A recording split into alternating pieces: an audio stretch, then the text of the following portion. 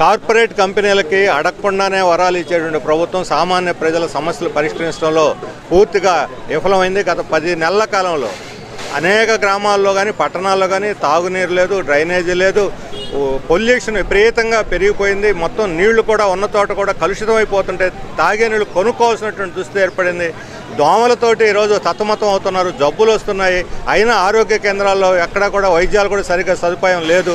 ఇలాంటి స్థితిలో ప్రజల సమస్యల్ని యుద్ధ ప్రాతిపదిక మీద పరిష్కరించడానికి ప్రభుత్వం పూనుకోవాలి. కలెక్టర్ల సదస్సులు పెట్టి అధికారులకి హుకుములు జారీ చేస్తే పరిష్కారం కాదు.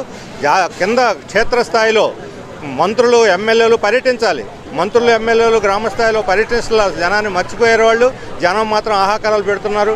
ఇళ్ల స్థలాలు పట్టాలు చాలా పెద్ద సమస్యగా ఉంది. నెల్లూరు లాంటి పట్టణంలోనే వేల మందికి ఈరోజు ప్రభుత్వ స్థలాల్లో లేదా కాలువ గట్ల మీద ఇళ్ళు వేసుకున్న వాళ్ళకి పట్టాలు లేవు, సంవత్సరాల తరబడి అల్లాడుతున్నారు. అలాగే టిట్కో ఇళ్ళు వాళ్ళు బ్యాంకుల నుంచి నోటీసులు వస్తున్నాయి డబ్బులు కట్టమని, కానీ ఇళ్ళు మాత్రం స్వాధీనం చేయట్లేదు. టిట్కో ఇళ్ళు స్వాధీనం చేయకపోతే ప్రజలే నేరుగా పోయి స్వాధీనం చేసుకోవాల్సిన పరిస్థితి వస్తుంది. ఆ పరిస్థితి రానివద్దని చెప్పి ప్రభుత్వాన్ని కోరుతున్నాను. జగనన్న కాలనీలో ఎక్కడ కూడా కనీస సదుపాయాలు లేవు, ఇళ్ళు కూడా పూర్తి కాలేదు. ఒకవైపు జనానికి ఇళ్ళు ఇవ్వకుండా ఒక జానడు శ్మశాన వాటికి దళితులకి స్థలం కూడా ఇవ్వడానికి ప్రభుత్వానికి మనసు రావటం లేదు.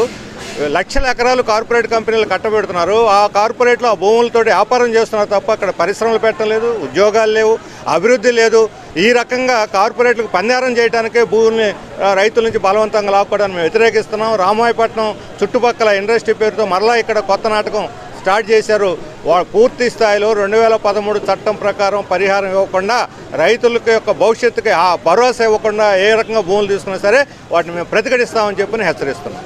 రద్దు చేయాలి అదానీ స్మార్ట్ మీటర్లను వెంటనే, రద్దు చేయాలి అదానీ స్మార్ట్ మీటర్లను వెంటనే, రద్దు చేయాలి. పండించిన పంటని ప్రభుత్వమే ఓర్చేయాలి. భారత కమ్యూనిస్ట్ పార్టీ మార్చి ఓర్చేయాలి.